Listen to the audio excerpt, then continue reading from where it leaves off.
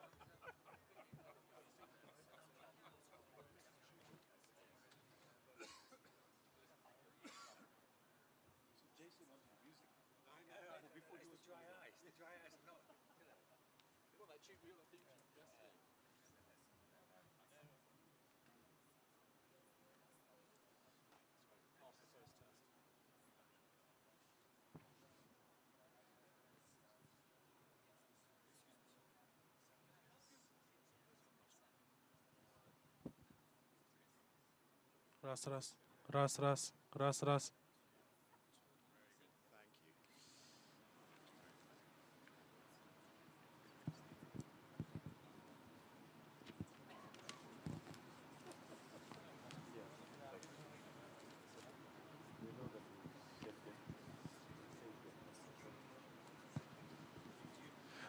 Assalamu alaikum. Khonimla, Jonimla. Khush kelabsiz. A huge welcome, my lord, ladies and gentlemen, Duslarim friends. Thank you so much for joining us at today's session on mobilising UK capital for Uzbekistan's sustainable and inclusive growth.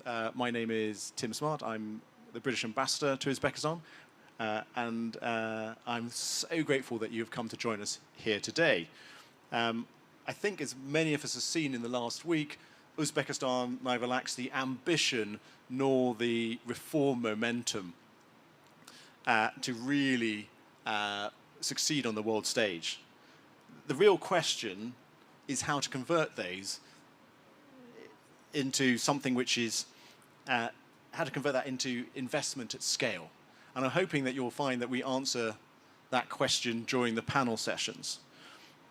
And one thing that I hope you will see in the partnership, in the discussion we have today, that the United Kingdom, as a global leader, as a global financial centre leading, has a unique role to play in that process through its capital markets, banking sector, export credit agency, and growing focus on sustainable finance. To demonstrate this, today's discussion will focus on how capital markets can support Uzbekistan's growth ambition.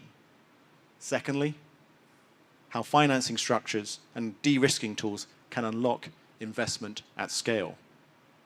Thirdly, how international investors assess opportunities in markets like Uzbekistan. And finally, how UK institutions can support the delivery of priority products.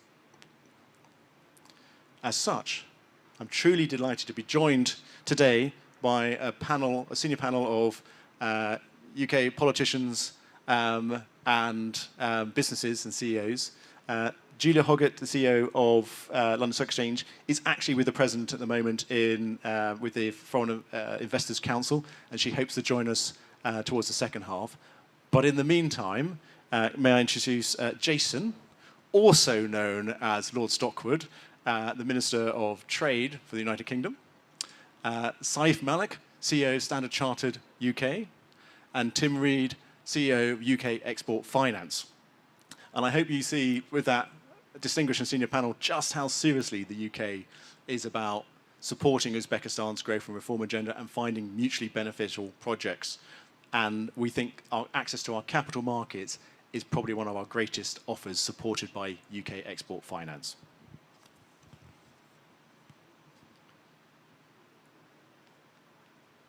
So, at the end of the discussion, if we may, we will turn what is the intent, and we'll have some practitioners on the table, and Saif talking about some of his programs, but also into how do we turn that intent into actual delivery and results. And within that, we'd also like to share a case study of our Green Inclusive Growth Fund, in which I'll invite Charlie Morris at the end to say a few words.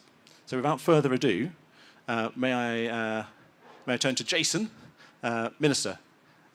Would you be able to set out how the UK sees its role supporting Uzbekistan's next phase of growth? Thank you. As you like.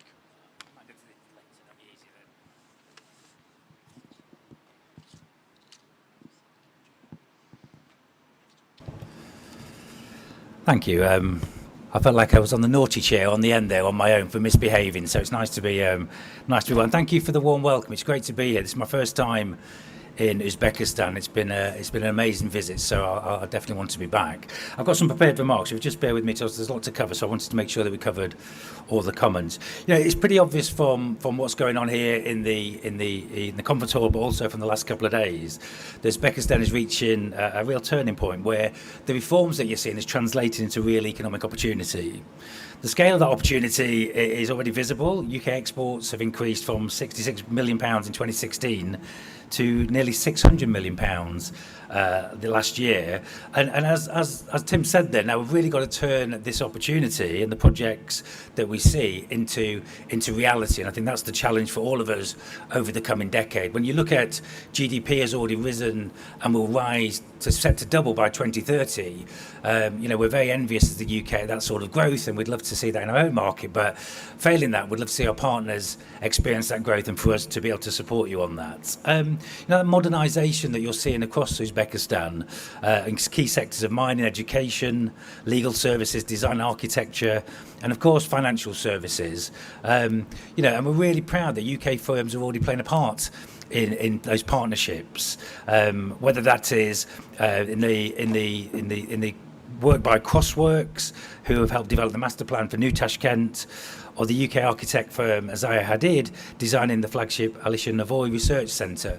We're really proud to be partnering on sort of landmark initiatives already in the region.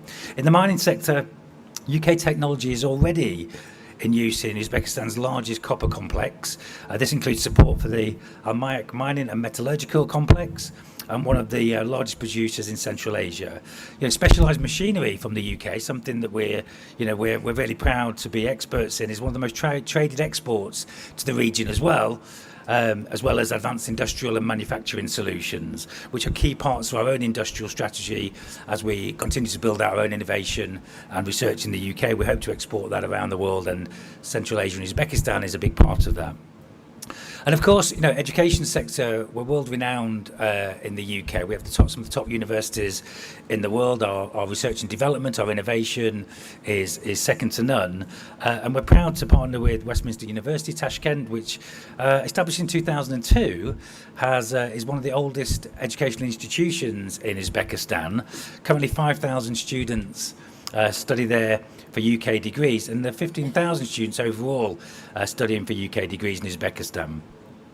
One of the main reasons we're here, though, obviously, I'm the Minister for Investment in the UK, and we're really keen to ensure that the growth trajectory that the country's on, we really want to be able to help with access to international capital, whether that's through Julia, when she arrives, can talk about the City of London and the London Stock Exchange, but also it's great to be here with Saif and Tim, who will talk about their private sector opportunity through Standard Charter, but also UK Expert Finance, which is a £160 billion opportunity that we set out in the UK, and Tim can talk about how that can create confidence in the market and support UK businesses and growth in Uzbekistan. But that private capital is already unlocking growth. We've seen, not only the Uzbekistan National Innovation Fund float on the LSE, hugely successful, but that's really the starting point for the next wave of public listings. But also we have companies like Sturgeon Capital who are here with over $300 million deployed in venture in the region. Again, the UK is the third largest market for venture capital in the world, and we want to make sure that we're exporting that capability and supporting innovation in the scale-up stage as well. So, just what is really clear to me, being here just for a couple of days, is that there's huge momentum, there's huge energy, there's huge excitement about what is happening in your country. We're hugely proud to be a partner today, but it's really about the next decade of delivery and how we can support that both as a government and our personal commitment to be able to support that as well. So thank you for your time today. It's really great to be here, and I look forward to the conversation with Tim. Thank you.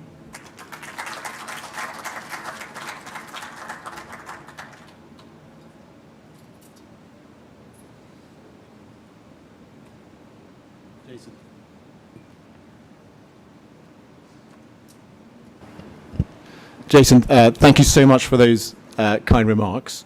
We've had a really positive international conference this week, meetings with the President, Deputy Prime Ministers, a whole host of British businesses. But from your remarks, could you tell us a little bit more about how does the UK see its role in mobilising international capital at scale to support Uzbekistan's economic transformation? Yeah, look, it's pretty obvious that London's one of the major financial centres anywhere in the world, and we're really proud of that. The financial services sector is over 12% of our own economy. So we have expertise, we have decades worth of knowledge and innovation. So I think what we see is the ability to talk eloquently and precisely about the opportunity as we look at many of the people in the room that we've met over the last couple of days and years for you, Tim. But we really want to make sure that we're connecting the right capital into those opportunities. It's really obvious that the state-owned enterprises are on a huge trajectory of growth, and as the regulatory reforms catch up with that, as they are doing, there's going to be some incredible public events that will need we'll need the public markets that, quite frankly, are developed in the UK, and we want to be able to support that. I'm personally excited. I'm an entrepreneur by background. I've spent 30 years building businesses.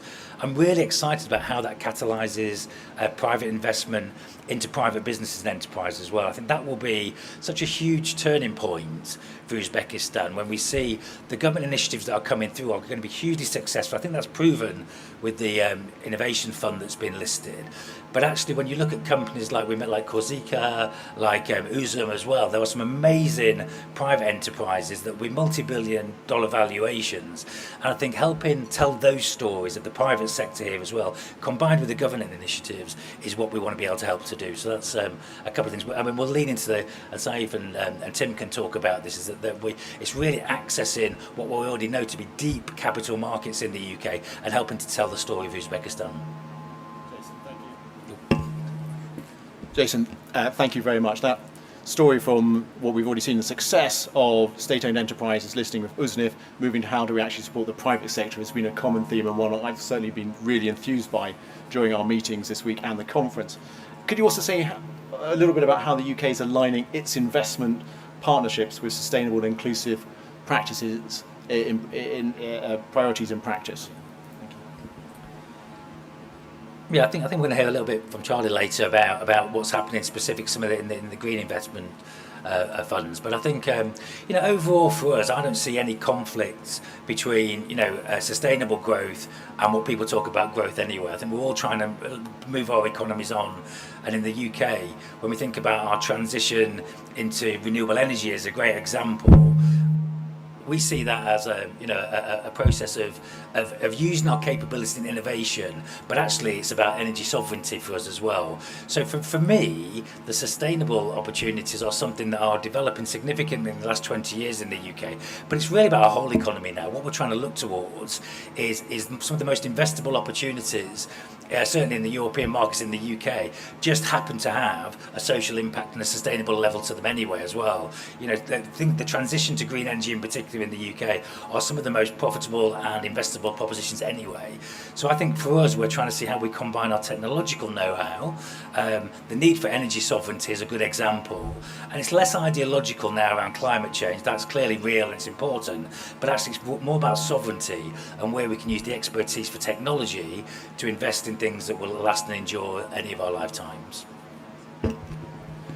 Jason, thank you very much. That's exceptionally useful, and that theme of sovereignty is something which has come up again and again in my posting here, not just in commerce, but again in how Britain is helping Uzbekistan's development and growth and supporting its sovereignty. And with that in mind, perhaps I could turn to a sort of more practical side and turn to Tim Reed, CEO of UK Export Finance, to bring you in and say what role export credit and sovereign-backed instruments play in unlocking investments into markets such as Uzbekistan. Thank you. Thank you. And first of all, let me say it's great to be here, and it's great to be back in Tashkent. So when I first came a couple of years ago, I was impressed by the opportunity, the hospitality and the potential. And to be honest, what I've seen since I've been back has only reinforced this. And I think the scale of this conference and this forum really demonstrates the scale of the ambition here in Uzbekistan. And we're very much looking forward to be partnering with companies here, with the government here, to enable growth in this great country. We believe that export finance can be a catalyst for investment in Uzbekistan, and we've seen this already in Uzbekistan, but around the world as we've invested in projects around the world, and we're excited to be here to do this. UK Export Finance, for those that don't know us, we are the UK's export credit agency. We were actually the very first export credit agency in the world. We were started in 1919 on the back of World War I to support British exporters. And we've been doing it ever since. So we've been doing this for over 100 years, and I hope we'll be doing it for many, many more years to come. A central aspect of what we try to do here is that we are trying to promote international partnerships. Partnerships between UK exporters and clients in international markets like Uzbekistan. We've done projects in over 200 countries, and we work with over 100 private lenders and counterparties around the world, making complex, large-scale projects happen. We have Standard Chartered here, and they're one of our principal partners around the world. But I think it's important to talk about where we start. We start by trying to understand what's important here in the markets. This is not about us doing what we want to do. It's about understanding where we can have maximum impact here in Uzbekistan. Of course, we're interested in creating impact in the UK and crowding in the UK supply chain, but it's about figuring out what's important here on the ground. So how can we unlock investment? There are a number of ways, but let me mention three right now. So we provide guarantees, guarantees backed by the UK government that improve the financing terms that commercial lenders can provide. It also enables us to improve the tenor so we can go longer using the UK government guarantee, which can be really important when you're looking at critical infrastructure projects. Secondly, I think our backing can help reduce some of the risk perceptions in markets that might be new for other financial investors. It helps give investors the confidence to mobilize capital at scale. And I think our involvement signals the long-term UK partnership and commitment to markets like Uzbekistan. And I think finally, for projects at scale, we can mobilize significant capital by working in partnership with other export credit agencies, with multilateral development banks, to make sure that those increasingly large projects get the best possible financing package available. So talking specifically about Uzbekistan, to be honest, our engagement here is still young.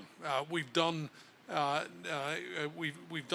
couple of deals, but there's so much more to do. And the reason I'm here and here with my team is that we see opportunity here and we want to be part of it. We have up to £4 billion in financing capacity available. And that puts Uzbekistan right in the top tier of the markets that we're trying to do business in around the world. Just over a year ago, we completed our first deal. Jason has already mentioned it, a deal for Al Malik, the mining company. And this was a loan based on the purchase of UK equipment. And our requirement is that we have a minimum of 20% UK content in the projects we support, which can be goods or services. So this was a loan to Al Malik Mining on the basis of equipment and goods and services bought from the UK. We also have somebody on the ground here, Savara, who's with us in the audience. That's an evidence of our commitment. She works very closely with Tim as our ambassador and our embassy here to make sure that we are taking this long-term partnership very, very seriously. So looking ahead, we see huge opportunities here for partnership between businesses in the UK and Uzbekistan in a variety of sectors: clean energy, infrastructure, transport, advanced manufacturing, critical minerals, healthcare. And we're here to continue to try and promote those partnerships. And I should say we have a track record of doing deals in all of those sectors around the world. And we know there's significant UK expertise that can help in the development of these critical projects and support investment here in Uzbekistan. Tim, thank you so much for those words. I'm very pleased I've got the microphone working now. But on top of that, what comes out strongly from that, there's certain themes of partnership, of being here to understand how we can deliver maximum impact. And I don't think anyone missed an envelope of £4 billion either. And I've certainly been struck during my time here how much interest there is from Uzbek businesses and the government in the UK export finance offer.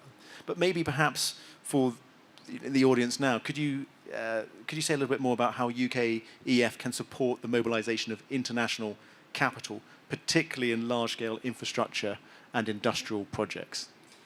So I think the short answer here is that we have the capacity and the tools to support projects of almost at any scale. And, you know, we see the ambition here in Uzbekistan and the opportunity to help achieve that ambition. I think the scale of our appetite gives project developers and investors confidence that UKEF and the UK in general can be a long-term partner rather than just a one-off participant. So how do we deploy that capacity? It obviously depends on the project. Every project is different, and you know, it's always dangerous to talk about a typical structure, but most often when we're looking at large-scale infrastructure projects, we're looking at a buyer credit. So we are enabling financing for an Uzbek borrower, maybe a ministry, maybe a private sector company, and we're providing a buyer credit facility to them on the basis that they procure from the UK. And we can cover up to 85% of the contract value. And as a result of that, the supplier can be paid up front and the buyer repays over time. That's what we're able to do. It's a very effective use of capital. Our guarantee is it carries 100% guarantee, the full faith and credit of the UK government, and we're able to provide very long-term transactions. So, for example, repayment periods can be up to 22 years in the right sectors, in renewable technology sectors. And if you add to that a drawdown period of up to 4 years, we can be looking at up to 26 years of financing from beginning to end, which I think gives a great advantage for amortizing the cost of a project over a long period of time. We have an excellent track record, I would say that, wouldn't I? But I think there's lots of examples, and we'd love to share those with all of you, over time. But to give you a couple of examples, if I look at a couple of sectors, we've supported 3 different high-speed rail projects in Turkey, a monorail in Egypt, and we've delivered a number of road and hospital projects across Africa. So when you look at that, we know that these sectors match requirements here on the ground, and I can add to that renewable energy, where we've done lots of wind and solar deals, be that in Central Asia and Turkey or in the Far East. And I think it goes to show that experience of structuring these transactions can really help deliver here on the ground. Critical minerals is also very important. You are blessed here with some phenomenal reserves of critical minerals. I was just walking through the exhibition hall and reading the scale of the reserves that are here. We have new products designed to help both in terms of the development of those projects, but also we can do projects based on offtake agreement for some of those minerals. So I think there's genuine potential there to help both countries, the UK to build the supply of those critical minerals, and Uzbekistan to develop those resources and provide those for the benefit of Uzbekistan and for the rest of the world. Tim, thank you very much. I will have one supplemental question, if that's okay. There will be time for Q&A after Saif has spoken. So do think about your questions now for the panel, please, and hopefully we'll have Julia join us. One of the things which strikes me most about this session and more generally is scale. And when you look at export finance, you mentioned some of those deals already, Tim. They're in the tens of millions. So depending on the size of the potential partnerships in the room, it's from tens of millions to multi-billion, right? Under the criteria, at least 20%, Tim has already mentioned. So do come and talk to the UK Export Finance team, Savara, Tim and his team, Natalia, or anyone in the embassy if you want to find out more. But Tim, if I may take moderator's privilege and ask you, so how can export support, credit support, the development of public-private partnerships in Uzbekistan? So there are a number of mechanisms through which we can finance these projects. We can do financing at a government level. We can do PPP type structures. I think the first thing here, though, is to understand the benefits, the pros and cons of both of those structures, and because they don't operate exactly the same way. Some of them take longer to put in place. Some of them can be executed a bit faster. So I think what we need to do is we need to work with the government here to understand which type of financing structure works best for any particular project. And it won't be the same solution for every project. But we have in our team, significant expertise on the project financing side, on the infrastructure side, on the clean energy side. So whichever type of structure makes sense, we've seen it before. And we can work with you to execute the best possible transaction under the circumstances. And I should say that, and I think this will tie in nicely with, I'm sure, with Saif's comments as well, but everything we do is in conjunction with the banks. We're not doing this in isolation. We're working as a project team with the banks. Typically, there is a bank mandated to help advise and manage a transaction, and we're working in close proximity as one deal team to make these things happen. Tim, thank you very much for those remarks and giving us a clear idea of how export credit and sovereign-backed instruments can and are enabling investment at scale. With that in mind, perhaps, if I could turn to you from the practitioner's point of view. Standard Chartered, one of the largest global banks active in emerging markets today. Every time I talk to you, you've got more projects in Uzbekistan. Yeah, it's 26, I think, last time I heard. It was 3 when we first met a few years ago. But how do you see capital market really being mobilized in Uzbekistan today? Thank you, Tim, and thank you very much for inviting me to join this panel today. It's wonderful to be here again in Tashkent and Uzbekistan. So, if I may, just give a 2-second update on Standard Chartered as an institution. We're a little bit older than UK Export Finance. I think we're going to be celebrating 175 years next year, which we were formed by Royal Charter, really to help the British Empire trade worldwide. Today, as a financial institution, we're headquartered and regulated in the UK. We're listed on the London Stock Exchange, and we are in 54 markets globally, predominantly in Asia, Africa, and the Middle East.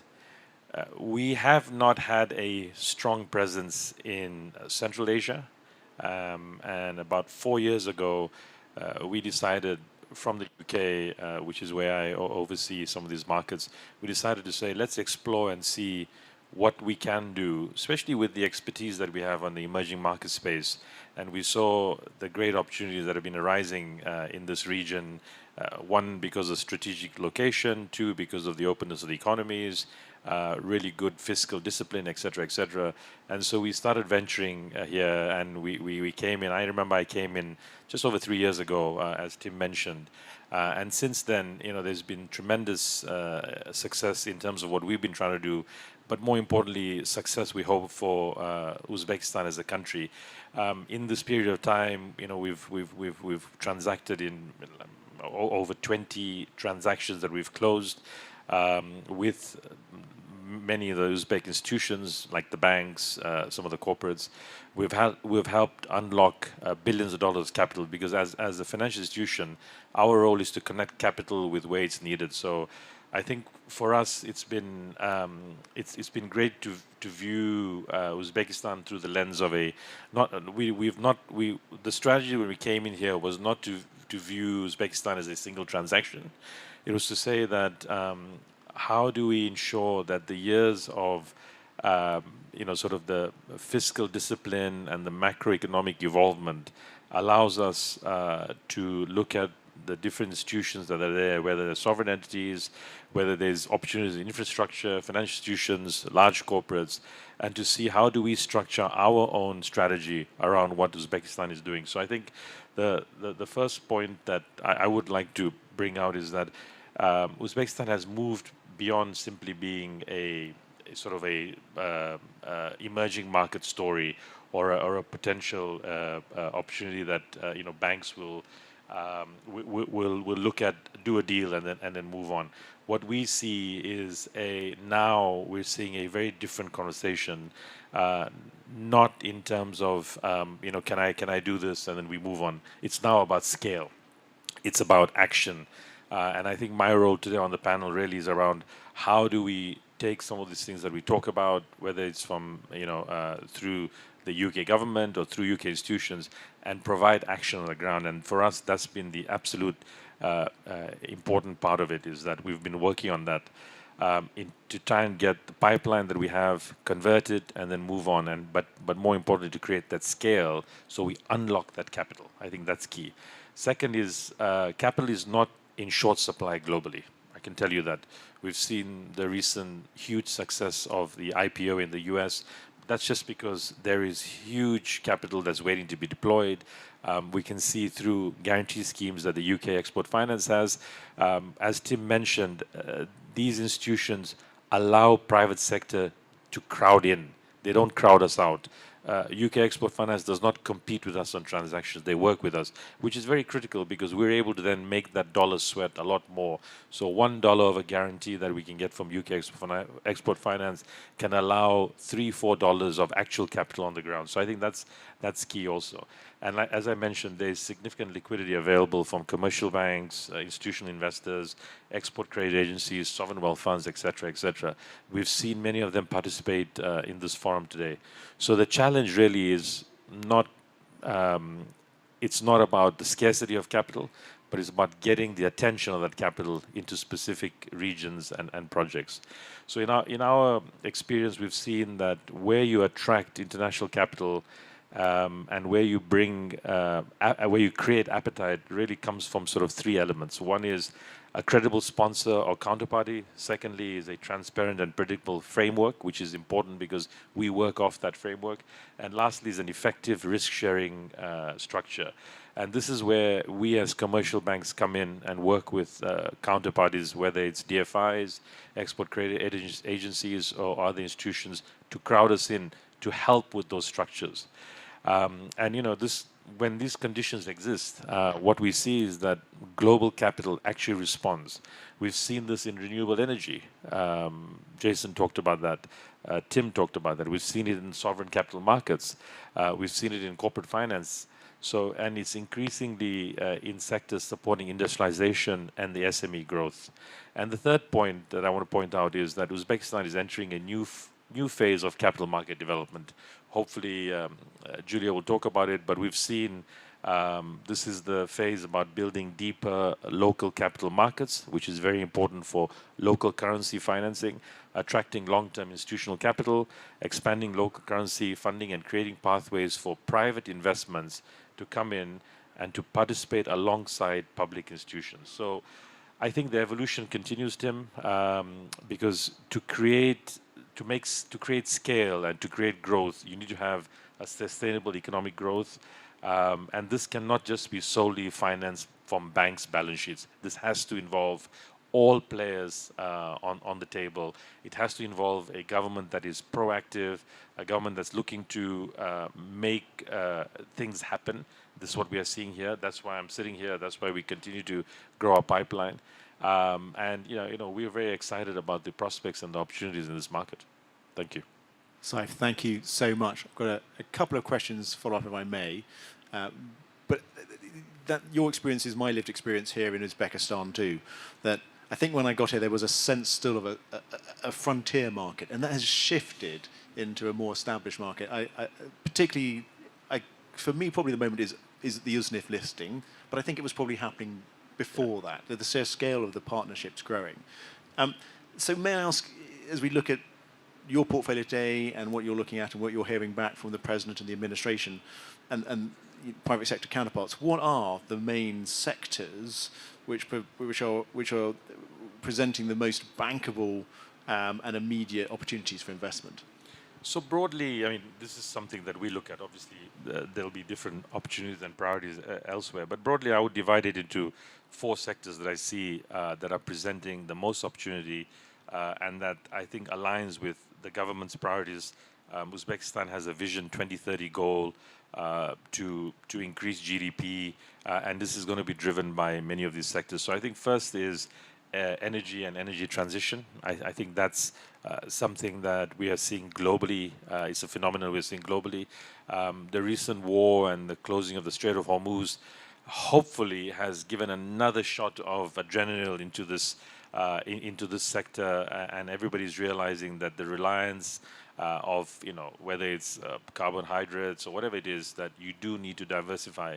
And I have to point out here, the UK has benefited from that at the start of the war, because we were one of the only countries in the EU that had, or on the continent, that had a higher ratio of renewable to carbons. And initially we didn't have that direct impact of oil prices going very high. Of course, now we're going to see sort of second and third order effects come through, and that's everybody's going to have to deal with that. But I think coming back to Uzbekistan, so for me it's energy and renewable.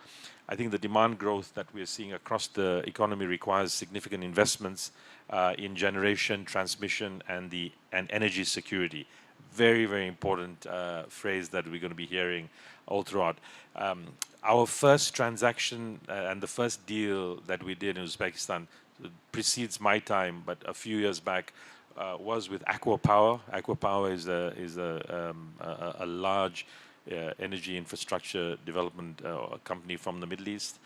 We saw the Aqua Power Bash wind project, and this demonstrates when projects are structured appropriately. As I mentioned earlier, international lenders are really willing to provide substantial long-term financing, and the Aqua Bash wind project really demonstrated that.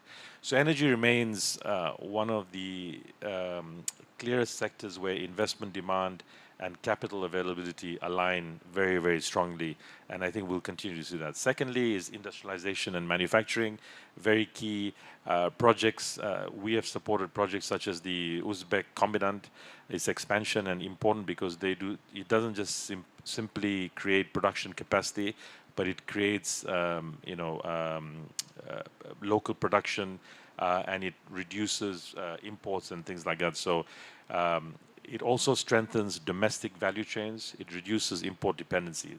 Very, very important, especially as you look to preserve foreign currency and other aspects because of phenomena that you can't control, like the war that we saw at the start of the year. So investors are increasingly like projects like this, where industrial policy and commercial returns reinforce each other, and I think that's very important. Thirdly is financial institutions and SMEs. Very, very important in terms of growth of the real economy and allowing credit to go through into parts of the economy that large institutions like ourselves may not be able to help, or international institutions. Every economy ultimately grows through private enterprise. I think we all know that.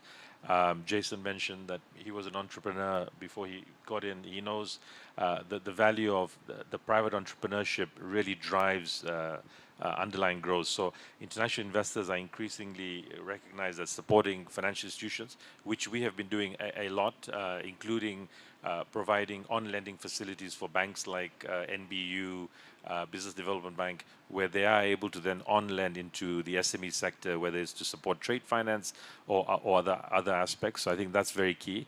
And then lastly, something that we haven't really got into yet, but I think is very important, is the digital infrastructure and connectivity. I think this is a forward-looking opportunity that's going to be there in just about every country in the world.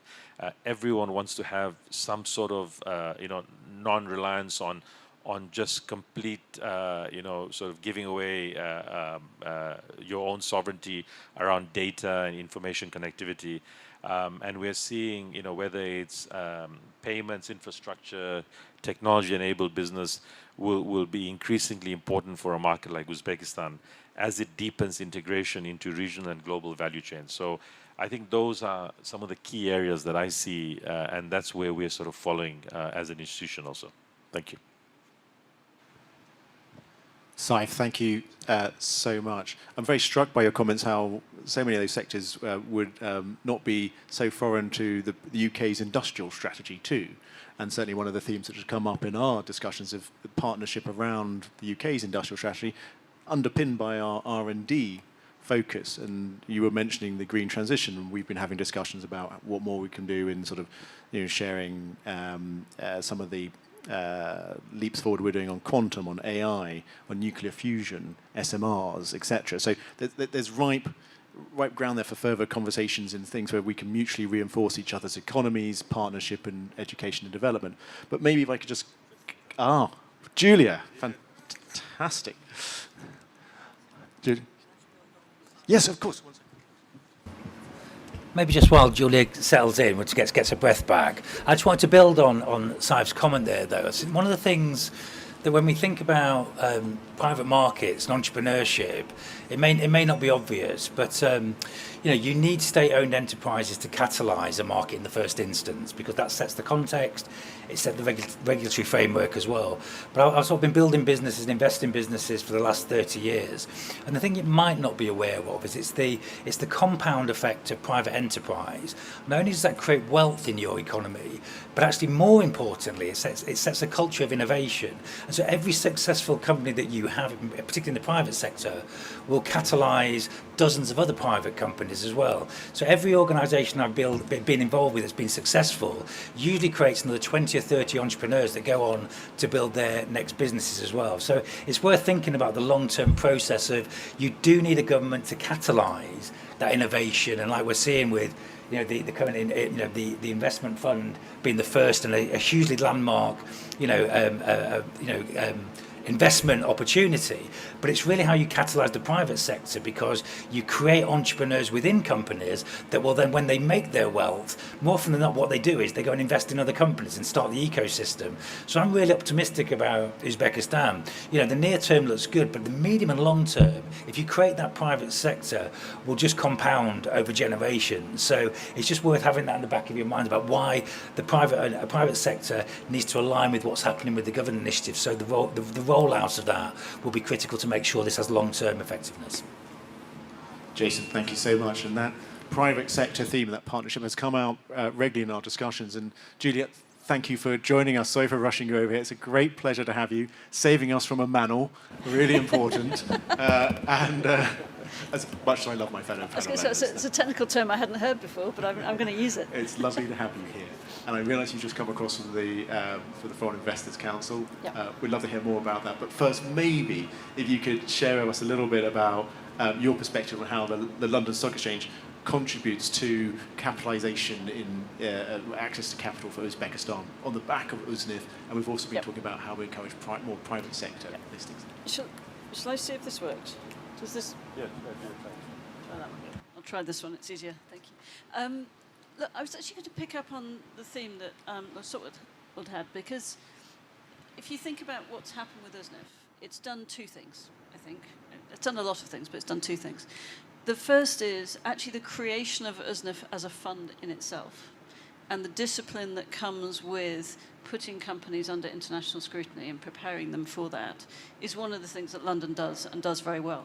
And our standards of corporate governance and regulation are very high, and we treat everybody without fear or favour, but you do have to meet them. And therefore, that is a bar that I think is incredibly valuable. But the next piece is then the convening of the capital. And the degree of oversubscription in the USNF transaction, and indeed its subsequent performance. I haven't checked this morning, but it was doing pretty well when I looked last night. And so is a demonstration of the London investors' capacity to back international stories as well. But I think there's a next bit of this, which is it's a pathfinder transaction in many regards. It is a mechanism, because of its diversification and the representation of such large swathes of the Uzbek economy, because of the transition of those companies to be able to meet that scrutiny, it's laying that pathway for how Uzbekistan introduces itself even more fundamentally to the international global investor base and prepares the way for private companies to do so as much as public. And I think one of the things that for me has felt really compelling, and when you speak to investors who engaged with the transaction, was they'd first go, well, should I look? Then they do a bit of looking, and then they're like, oh, we really should look. And then you look at the proposition, you look at the growth rate, you look at the dynamism, you look at the reform agenda that's already been produced and the speed at which it is still ongoing. And actually, the feedback I've had from people who were in that ecosystem was actually the more they did it, the more they were, why hadn't I done it before? You know, and sometimes the reason is very simple. They didn't have the opportunity. They didn't have a rationale to do the work to understand the Uzbek story because there wasn't an asset that they could buy. Now there is, and then it becomes self-fulfilling. And I think that's the other thing that's really struck me, to sort of slightly answer your question about the Foreign Investment Council as well. All of the discussions were, how do we move on from here? You know, it's always constant forward motion. And across the economy and across those swathes of things that release confidence to invest. And the thing I've already seen in the very short time I've been here is the dynamism of the private companies in this sector as well, in part because they've been given the platform to be dynamic. But when you have an economy growing at the pace this is, I don't think even a minister in the British government would say that both of us would kind of love numbers that look like that in the UK economy. And the growth in the population, which is not necessarily unusual in this region, but it is very unusual in other parts of the world right now as a driver of economic growth. And the level of digital adoption, etc., the level of digital payments, and the number of places where the rails in Uzbekistan have already been built. That's actually an incredibly powerful piece. And the final bit is actually the evolution of an economy from a debt financing to an equity financing. One of the things in speaking to the firms out here is how successful the local debt market has been for private companies. Volumes going up and yields coming down every time. But there's then that transition to where is actually the VC and the PE. And that was a focus of today. And so I think this to me I've looked at lots of capital market evolutions in my career. This is one I don't think I've seen operate at this level of pace before. It has the benefit, it's learnt the playbook from lots of other places, but the execution is really pretty profound. Julia, thank you. I'll have a couple of follow-up questions, if I may. That Pathfinder status is something which has come across quite strongly this week. And we were having a discussion earlier about we've moved on from frontier market status. And it probably happened before USNIF, but clearly that was a defining moment for that. And the underlying population growth, the focus on education. I found out a news statistic this week that Cambridge University Press is supplying 8.9 million students with textbooks this week to encourage critical thinking, so there'll be future entrepreneurs, doctors, ministers, leaders of engineers, STEM. It's really impressive, the growth, and they're looking to us for partnership there. But this partnership on access to equity capital is really part of the story now. And so you said a little bit earlier about how international listings contribute to improving governance, transparency, and investor confidence. Could I tease that out a little bit more about what that means for Uzbekistan? Yes, well, I think it's been proved in the Uznif transaction. So I think the simple reality of listing on London, and London is the most international exchange in the world. We have a higher percentage of companies from outside the UK on our market than any other market. But the other reality is that our investors are used to understanding international stories, because 70 to 80% of all the revenues that are coming from companies listed on our market are coming from outside the UK, which makes it inherently international.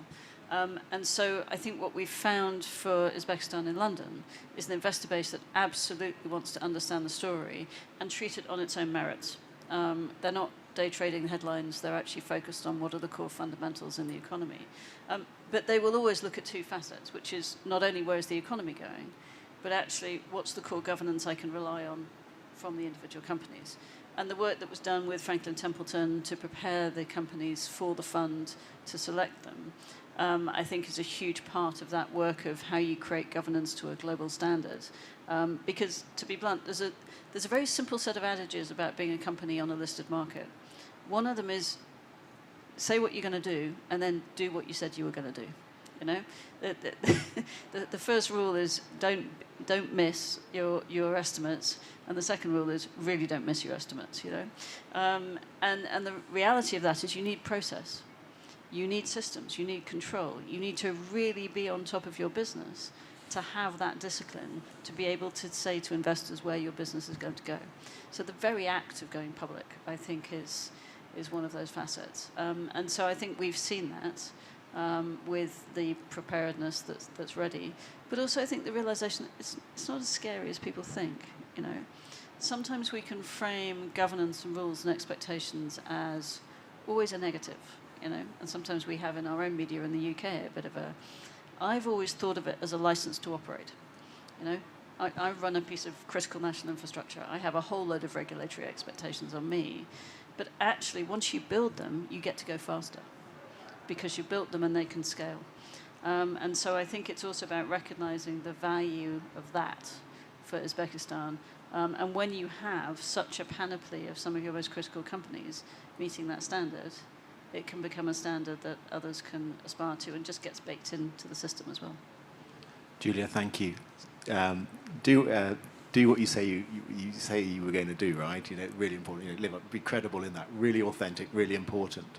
And you made a great case for listing on the London Stock Exchange. Not surprising I might say that, but truly, and we're seeing the evidence in it. But if you're an Uzbek corporate in the audience today or listening on a podcast later, what's the single biggest obstacle you would face to access London markets today? Well, we've taken away so many of them. I'm actually struggling to come up with the answer to that question. I'd almost say it's your own belief you can do it. Because actually, since I've been here and the companies that I've met and the parts of the regulatory and governmental ecosystem I've met as well, there's an utter commitment to this country opening itself up to international capital. There is a desire to make sure that that circulates back into the economy by way of growth and investment domestically.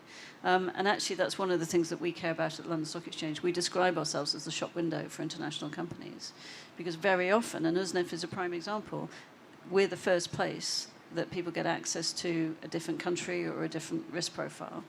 We have over 100 different countries listed on the exchange in some way, shape or form. But actually, very often, that drives investor work. That means they start looking to invest domestically as well. So it can also accelerate what's happening on Tashkent. And we view that as mutually beneficial. We don't view it as binary. But our rules are straightforward to meet. They're no more difficult than anywhere else. We have a corporate governance code and other expectations, but it's a comply or explain regime where the investor base is very good at understanding the explanation if that change is not exactly right for the company. And I always say this, but I have the privilege of chairing a task force for the UK called the Capital Markets Industry Task Force. We have a vision statement for the UK, which is how do we create the best possible environment for great companies to start here, grow here, scale here, and stay here. Now, the here in that case is the UK. But we've operated our listing rules and our indexation rules on the principle that we assume every other nation wants the same thing for themselves. So we will make our markets as accessible for companies that want to be domiciled here or maintain all of their operations here, still get access to indexation, still get access to the support from London. So we've made it as simple as we can in the context of we are still operating in a public market where you have to do what you said you were going to do. So if I can just add on, and I think really, as Julia pointed out, it's just that anxiety of getting over that hump to say, and to answer your question specifically about an Uzbek company. So what we're seeing is that as many of these companies are now doing Eurobond issuances or other debt capital market transactions, I think they're already starting to understand the requirements of disclosure, discipline. Obviously, listing on a public stock exchange, I mean, you do have a fiduciary duty that there's retail investors coming in, and therefore you have to follow through. So that's an understanding that everybody needs to get over. But I think we're seeing that understanding come through, and the level of management that I have encountered in the various institutions that we've dealt with is absolutely fantastic. So it's a matter of time. I don't think it's if, it's when we start seeing this happening. And USNIF is just the start of it. Thank you. Julia, Scythe, thank you so much. Jason. Well, I just wanted to build on that comment. I mean, another thing that's not well understood, but hopefully is demonstrated by, the four of us being here today and Tim moderating, is that, particularly for businesses that are looking to expand globally as well, this is a team effort. So, you get access to the UK government. We're partners with the Stock Exchange. It's a huge asset for the UK, with private capital as well. Tim obviously runs the finance. So that's not to be underestimated. I think, we don't often play that card as fully as we should, but, you do get access to government and a strategy that's aligned for a public and private sector as well. And you often don't get that, particularly in larger markets as well. And we're really proud of that. Thank you very much. Now, in that spirit of sharing experience and talking to this senior expert panel I have, can I open to the floor for any questions to any of us? Tim hasn't spoken for a while, so it should be a question to him. That's very kind of you. It's a great delegation. As I say, one team here, one team.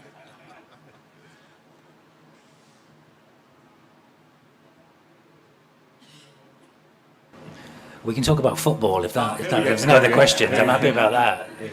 Here we got one. Please say your name at the front and where you're from. Dennis Savarov, the law firm Keystone. Question to UKEF, if possible. Tim, provided the UK content requirement is met, would you have an appetite for supporting a project that uses non-UK technology and EPC contractors where a meaningful or substantial proportion of output is intended for the UK and thereby delivers a clear advantage for the UK economy? Thank you. So, great question. So, a lot of what we do relies on what we would call third country collaboration. So, I know there's a couple of Turkish contractors in the room. We do business with them in Turkey, but we also do business with them elsewhere in the world where they are leading transactions in other parts of the world, but procuring from the UK. Right now, our mandate means that whatever we do needs to have a positive impact on the UK export economy. So it can't just be that we're producing things that are exported to the UK. We need to create an impact on the export economy. For example, I mentioned critical minerals. We can do import finance for critical minerals based on the fact that they find their way into the export economy. So third country collaboration, really, really important. Our content requirement is only 20%, so we can have third country content, local content, and I think that's really important because quite often the nature of the supply chains that make these projects happen, they're not all UK, they're not all any country. It's a mix of supply chains from around the world that makes projects happen in the most effective way. So absolutely we can have that conversation. Thank you. Tim, thank you. A question at the back, sir. Hi, good afternoon. Emmanuel Addy, TMX Consulting. We are well, I've been doing business with Uzbekistan for the past 13 years, and for the past 18 months, we've been a EPC contractor with Al Malik Mining.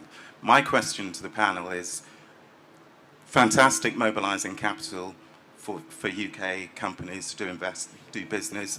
The reality is, if you're an SME or just starting out and doing business with Uzbekistan, the difficulties and challenges you face with banking, finance, opening an account, and actually starting to do business are very real. My question is, do you feel the perception of risk is changing amongst UK financial institutions? And if not, how do you change that? I'll pick that up. So thank you very much. So is Manny, right? So, Emmanuel. Emmanuel. So for example, so everything that we are doing at the moment in Uzbekistan, we as the Standard Chartered, is not necessarily supporting British corporates working here. We're doing everything for Uzbek corporates. Obviously, it's starting from state-owned enterprises at the financial institution level, so the likes of NBU, Agrobank, SQB. And part of what we do working with international institutions, DFIs, is around capacity building also, I think, and that's where I think the crux of your question comes in. So one part is we've helped arrange lines that the banks are then able to on-lend into the SME sector, so they're sort of going down in the economy. We just did something with Business Development Bank around SME trade finance, which is I think it's a great product, and they're able to support SME clients and facilitate trade from Uzbekistan to other places and vice versa. I think that's one. What we're seeing also as part of the capacity building is around the operationalization of banking and banking regulations, also working closely with the central bank to see how that becomes easier. And I have seen, even in the last 2 years, the reliance on turnaround time on opening accounts and things like that. I've seen that improve, but obviously we're not on the ground, so I give you just a different view. But part of this capacity building is to help facilitate and drive that. I don't think it'll happen overnight. These are structural reforms that have to happen around product enhancements and things like that. So, but from what I see talking to the executives of these banks, I think that's very much on top part of the priorities to get that right. Thank you. I think just to build on that again, Emmanuel. So I as I said, I've come from 30 years of building businesses, so I've only got one way that I approach the world. We've got a massive vision that Uzbekistan, the government, has set out for the country, and I think that's what you need. As an entrepreneur, I think you need the specificity of feedback. So what you've presented today, I think, is really helpful. When we talk to our teams and when we go around the world, we say, it's great to have big visions, but what are the problems that we need to knock over to create that efficiency in an operating model? So what I would suggest is we need to take your feedback back. And one of the things of the last couple of days we're talking about with all the ministries is what's the programme plan that gets us to the next big gate? And really clearly identifying for that vision of an open economy, modern economy that's transformed and diversified. What's the next couple of years, and if part of the thing that will unlock that is the ability to make life easier for SMEs to come and transact here, that needs to be on that programme plan. So I really welcome your question. That specificity of feedback is profoundly important, because we can then map that to a programme plan which allows us to get through the next gate of development. I was just going to give a plug for our embassy colleagues on the ground, actually, and turn it back to Tim a little bit, because I think we're the four of us are happy invited guests here, and we're very happy to be here. But the real expertise about what's happening on the ground comes through Tim and his team on the ground, and leaning on them to understand changes in risk appetite and what's happening here is really important. So that's an important part of the team approach here. I think if you're a UK SME looking to invest here, there are things we can do. So we can provide export credit insurance if you're worried about getting paid. We can provide working capital. So there are things we can do to help. But I think the embassy and the teams from the Department of Business and Trade are really, really important in helping people navigate this. Thank you, panel, so much. Emmanuel, thank you for the question. And on that, if I could ask members of the embassy team just to stand up or put your hand up. So there are various ones in the room now. maybe hands up. So, there are plenty of people who we would like to hear from that specificity. And we had a business breakfast this morning. The panel session today is exactly one of the points of this, is so we can hear what it's like for all different types of businesses here. Those who are established, those who are thinking about being established, what is working, where we can help, and are there common themes where we can go back to our host here and say, there is an issue here, maybe we can work together in partnership to make it easier. So please share those ideas and come back to us and the team, and come and grab me afterwards if you would like to as well. Are there any other questions for the panel? In which case, maybe going right to left, can I ask Tim, Saif, then Julia, and then Jason, if there's one final thought, one key message you would like to leave the audience with today from your perspective? Thank you. So the key message here is the scale of the opportunity, but you all know that.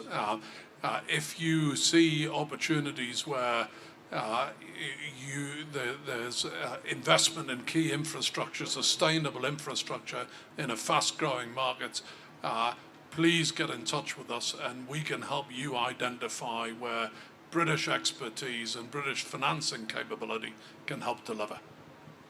Thank you. So I think my key message is really that from a financial institution, that capital is available, but it follows confidence. And I think confidence is the key word here. Confidence comes from policy consistency, credible counterparties, and successful execution of transactions and deals. I think that really excites international capital, international investors. Uzbekistan has demonstrated this, that it can attract global capital. I think this forum is a good sign of that.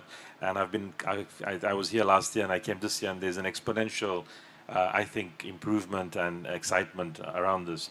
So now the opportunity is how to scale, and that success moving from individual landmark transactions, like the listing of Uznef and others that we talked about, is now, it needs to lead to a continuous pipeline of investable projects.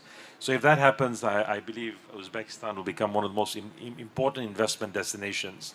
And really, because of the strategic location, I think the seriousness of the government in power, I think the executable actions that we see derive getting things done really is important. And it will become a very exciting destination in Central Asia over the next decade. So I think, for me, really, it's ending with, to resonate, just Tim, what you mentioned, from a UK government perspective, I think this panel, really, when I looked at it, I think we've got a really good panel. Not that I'm talking about I may be the odd one out, but I think we've brought the best of the UK here, from a minister, to our stock exchange, which is one of the most enviable one in the world, to a very important counterparty like UK Export Finance that can really help growth and drive development in this country. So I hope everyone sort of appreciates that. Thank you. So I'm going to just flag one thing, which is you asked the question about what's the obstacle, and I think it is very often in people's minds as much as, and so, but I wanted to give it a different perspective. The London Stock Exchange is also very unusual as a primary exchange, in that we're the largest equity market in Europe, we're the second largest debt market in the world, and we're the largest closed-ended fund market in the world. We also now, through the government's innovation, have the first ever regulated private securities market, which is currently executing transactions. And we have done the first ever on-chain private fund capital raising. And the logic for that is very simple. We want to be the first exchange in the world that is genuinely indifferent as to whether a company is public or private across equity, debt, or funds. And I have always had a simple way of thinking about building product, which is if you can boil your proposition down to sitting in front of a client and say, why would you not? Then you built a good product. But actually, we've sort of taken that a step further at the exchange, which is the only conversation we want to have with people who are looking for liquidity or capital, is a very simple one. How can we help? And so the key message would be less kind of how to overcome the concern about whether you could. The point and the message for me would be reach out to us as soon as you want to, because given we can provide liquidity as a private company, as a public company, in equity debt, or as a fund, then we're genuinely there to help. And I think, to pick up on Saif's point about the ecosystem in the UK and the ministers, that this is, I mean, I've never seen it in any other country. The phrase "start, grow, scale, stay" is a hashtag in the UK that all of us say, you know, and we've had a vision for the way our market should work, both domestically for the UK, but also fundamentally internationally for any of the countries and companies that want to use London to have access to finance, that is remarkably joined up and coherent. But I'd finish on saying that's what I observed at the Foreign Investment Council today. It is the plan for Uzbekistan is joined up, it is coherent, and I guess I'm going to finish on the phrase the President actually used this morning, or earlier this afternoon, just before I left to come here. We're not going back. Now, I wish I didn't have to go back to the UK and I could stay in Tashkent, but that's a different matter. But I think that sense of inexorable progress, we feel it in the UK for our markets, and I know it's felt here, so I think there's a massive alignment. So there's much I could say as a government minister about the regulatory changes here, the vision for the country, but actually just building on what Julia said, I've built a career as an entrepreneur. When I look back on it, one of the few benefits of getting older is I look back on my life. I've seen things a little bit early, the investing in the internet, the businesses that I've built. And so my closing comment would be, you should all quit your jobs and become entrepreneurs. And I mean that sort of half joking, but half sincerely. If I think 5 years from now, the transformation in this market, the government has already fired the starting gun. It is happening, it will happen. And so what I really see here, though, is the most fun you will have in your life is finding a problem, getting married to it, and making a load of money by satisfying customers' needs. And I can see from the energy in the room, from what is already happening in this country, that there are going to be some phenomenal private sector companies sort of 3, 5, 10 years on from now. So I sort of say half jokingly, as much as I enjoy being in government, there's a lot more fun to be had by being an entrepreneur. And I think, you know, if I was a 20-year-old Uzbeki in this room today, I wouldn't be thinking about, you know, working for government or working in, you know, in maybe banking. No apologies, Saif. But I would be building a business, because I think you're gonna change the economy, not just for yourself, and create prosperity for the whole community. So hopefully that's not loads of people resigning from the embassy this afternoon, but it's a sort of sincere plea to you, go and have some fun, build some companies and transform your economy. Jason, thank you. So I'm just off to my new job. No, but seriously, the panelists, thank you so much. We asked at the beginning, how do we turn the current situation into investment at scale? And I think you know, from across the political offer, from the stock exchange, from the banking sector to the credit finance, you've given really clear answers to that. It's been really inspiring. I'm very grateful. Could we all join them in a huge round of applause, please?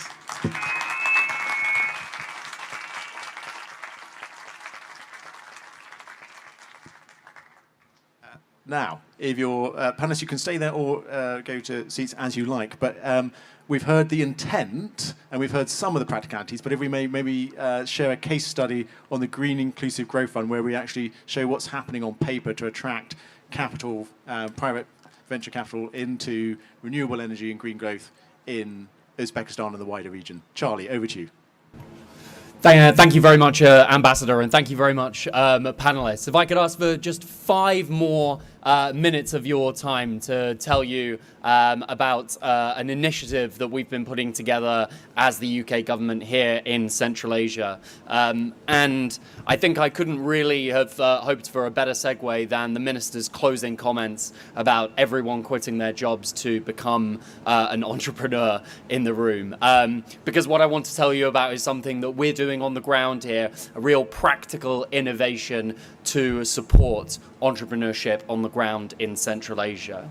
I think you heard as well so much from the panel that when we come here and that we see what's happening in the region and in Uzbekistan, what we see is a nation of entrepreneurs. We see a nation of young people that are building businesses for the future. But all too often it's still really difficult and really hard to start your own business, and particularly really difficult and hard to find the capital that's right for starting your own business. Whether it's a bank loan with, interest rates in local currency that might be floating around 20-25%, whether it's the collateral that you don't have because you don't have some assets to put it against, or maybe because you don't have any assets registered at all to your name, or maybe just because it's an idea. It's not a business yet, it's not a factory that's producing goods. It's just an idea that you need backing for, and that can be really hard when you're starting your own business, to find the capital that you really need to do that. So fundamentally, Central Asia is a region of young and growing entrepreneurs, but sometimes the capital doesn't match the talent that's here. And that's something we looked at as the UK government and thought, what can we do to get involved in that journey? What can we do to help try and solve that gap, fix that problem? And that's why I'm really excited that earlier this year, we, together with our partners at Accelerate Prosperity, launched a new initiative called the Green Inclusive Growth Fund. This is an investment fund directly for early stage entrepreneurs in Central Asia, just at the beginning of their entrepreneurship journey, starting their own business. The fund will support early stage businesses, startups, yes, but also more traditional ventures with patient risk capital, i.e. flexible, fit for purpose capital that enables entrepreneurs at the beginning of their journey to take risks, to start something new, to build their dreams with a business that truly matches their ambition and talent. The fund will be sector agnostic. It will prioritize green innovations and businesses that have a positive impact on the environment. And it will also be open to anyone, but especially recognizing the challenges, particularly that female entrepreneurs in the region place. It will have particular priorities and targets for young women who are starting their own businesses as well. To be quite honest with you, when we launched this initiative, the question I got asked most of all was, why? Why is the UK doing this? Why is the UK government launching an investment fund in Central Asia, for young entrepreneurs? And for me, the answer has always been really simple, and it refers back to a lot of what the panel and what the ambassador talked about earlier of what we see in the region. It's about potential. It's that we see the potential of young people here. We see the potential of people starting their own businesses, growing something big, of economies that are changing fast, that are growing strongly. And where we see potential, we see opportunity. And we see opportunity to join people on that journey and make those links between Central Asia and the UK even stronger. So I can say, if you are someone in the ecosystem who is working entrepreneurs, whether you're an incubator, an accelerator, a capital provider, do get in touch with us to know more. You can find information about the fund online if you search Green Inclusive Growth Fund or Accelerate Prosperity. I'm also going to ask if she's in the room, Indira, to stand up. Indira is Accelerate Prosperity's global funds manager and has been leading the work for many years on the creation of this fund. So please do approach either of us if you have any questions about it. And if you're an entrepreneur, please find us. You can either Google the name of the fund, or you can find us on Instagram. There you can find details about pitching for funding and opportunities coming up very soon. Thanks very much for your time, and good luck with the rest of the conference. Thank you. Thank you so much, Charlie. Just before I let Charlie off the hook, are there any questions for Charlie? Or India, if that's okay, from Accelerate? Would anyone like to find out anything more about the fund? Please, Chester from International Hospital Group. I'm actually wearing my other hat. So I've got a VC fund in esports, and we invest in Series A. What is the size of your fund? What's your ambition going to be?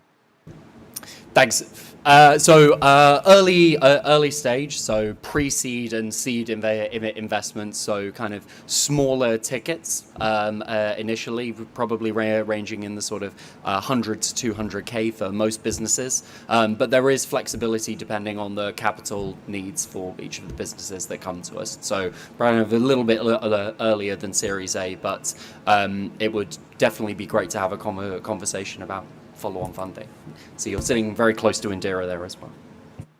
Thank you, Charlie. Thank you, Chester. Any further questions? Then could everyone please join me in giving Charlie a big round of applause? Thank you all for coming along today, hearing the talk. Your partnership, your advice matters greatly. We are here to help assist this remarkable story of Uzbekistan's growth. It's in Britain's interest, it's in British businesses' interest, and you've heard from this panel how seriously we're taking it. So let's continue the discussion for those we know already, but if you're new, come and introduce yourself to me and the embassy team afterwards, please. We're here to help, we're here to support, and you've heard about the potential. It's real, and I think plagiarising the president, there's no going back, which is really wonderful, I look forward to future discussions with you all. Thank you.